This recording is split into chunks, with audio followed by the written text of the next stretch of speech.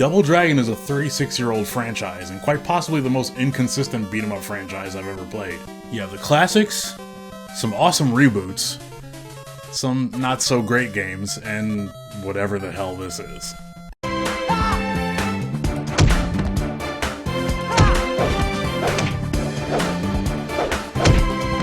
However, a couple of months ago, Modus Games and Secret Games dropped a trailer for a brand new Double Dragon game.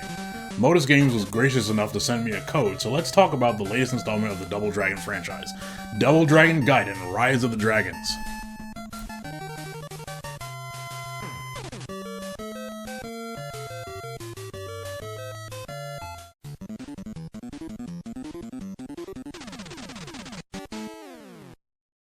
Double Dragon Gaiden has a very different visual style than any other Double Dragon game.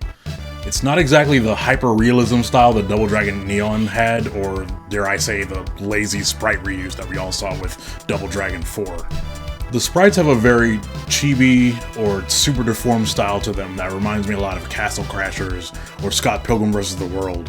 A lot of people on my timeline were kinda down on the sprite looks at first.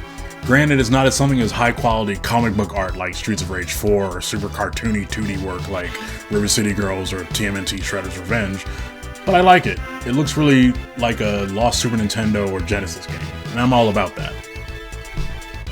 The story this time around is more akin to the original arcade Double Dragon story, where the world takes place in a Mad Max Fist of the North Star type of neo-apocalyptic world.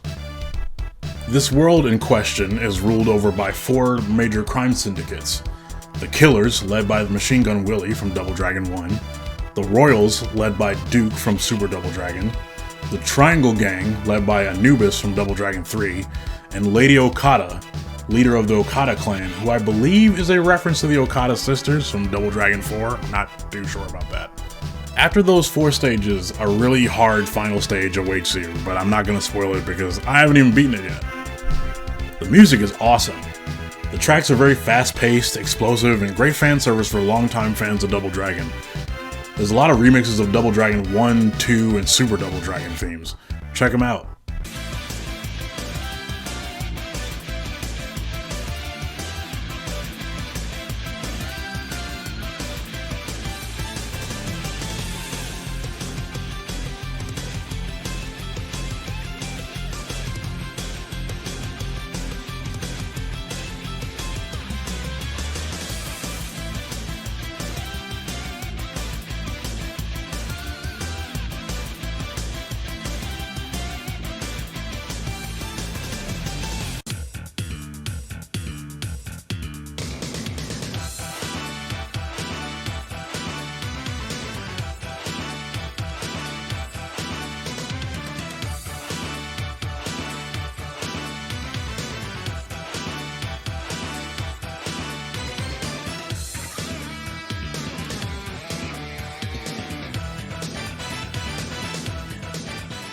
One of my favorite aspects of the game is one of the roguelike elements.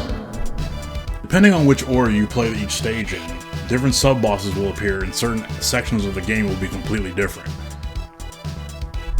I'm sure speedrunners and 1ccers have already found the quote-unquote most optimal route.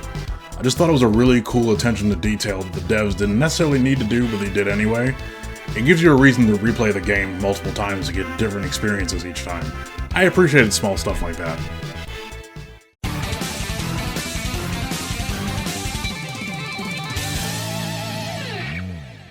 Double Dragon Gaiden takes a new interesting take with the side-scrolling beat-em-up formula by implementing a tag team system similar to a Marvel vs. Capcom game. Your starting roster consists of Billy and Jimmy Lee, obviously, a new gun-toting version of Marion, which is awesome. Love to see her not being the damsel in distress anymore. Between this and River City Girls 2, Marion fans have been eating pretty good. And a new 4th member of the group known as Uncle Martin, a big burly grappler type. I'm never going to complain about a new African-American character in a game, honestly. There's a multitude of other characters that can be unlocked through multiple playthroughs, however, I haven't beaten the game once yet, so I'm still kind of figuring that final stage out. The controls are fairly simple. You have an attack button, a jump button, a grab button, a special button, tag, and run button. I remember a lot of people having issues with the fact that the game has a dedicated run button as opposed to double tapping forward, but as somebody who speedruns Turtles in Time and Hyperstone Heist, not really a big deal to me. Each of the 4 characters play drastically different, which for me feels like a first because Billy and Jimmy have kind of always had similar movesets with the exception of maybe Rage of the Dragons.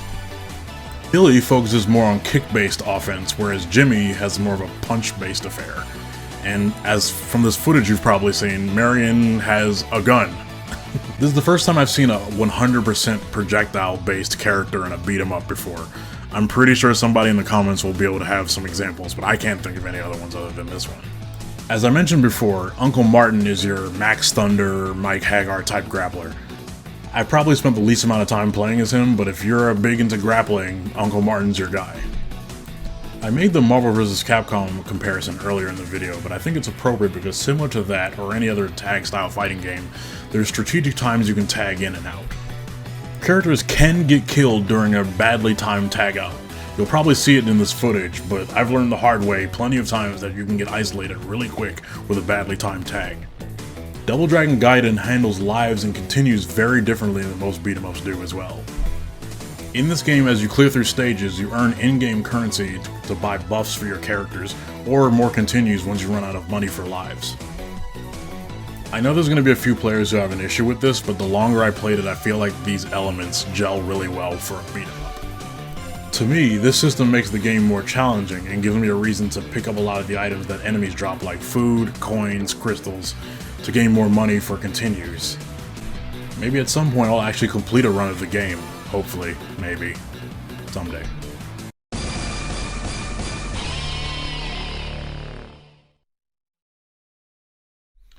I admit that I have a few criticisms or nitpicks with Double Dragon Gaiden. For starters, I feel like the character movement feels a bit weighted down. I wish the characters felt a little bit more mobile. Also, I feel like as soon as an enemy launches your character in the air or stun locks them, they're pretty much stuck in stun lock forever until they die. I personally think the recovery window should just be a little bit wider. I know the game's aesthetics and visuals overall are going for a 16-bit retro feel, but I would really like it if the story cutscenes were fully voice acted, kinda like River City Girls. Another nitpick, I found it a bit disappointing that there's no super dynamic, fully animated intro like the game's contemporaries, Shredder's Revenge, Streets of Rage 4, River City Girls. I just felt like the game is lacking that super flashy intro to get you hyped to play the game. One more gameplay critique. I think the window for invincibility frames could be widened a little bit as well. There are some occasions where my character would just spawn in the middle of a boss fight and then immediately die before they hit the ground. I don't want to throw around the word unfair, but it's a bit unfair.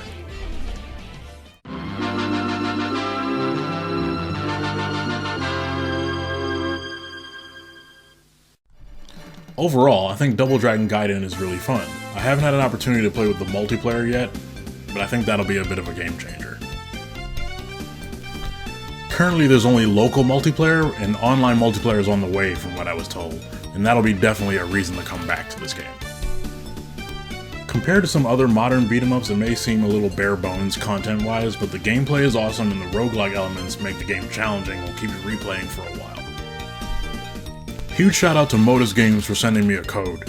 Double Dragon Gaiden is available on Steam, Nintendo Switch, PS4, PS5, Xbox Series X, and S. For more side-scrolling beat-em-up and fighting game content, swing over to my channel. I took a bit of a hiatus, but I'm 100% back now. Glad to be back in the mix. See you in the next one. To be a dragon, you gotta be strong. Humble, never bragging. Always fight for right, battling wrong with the power of the dragon.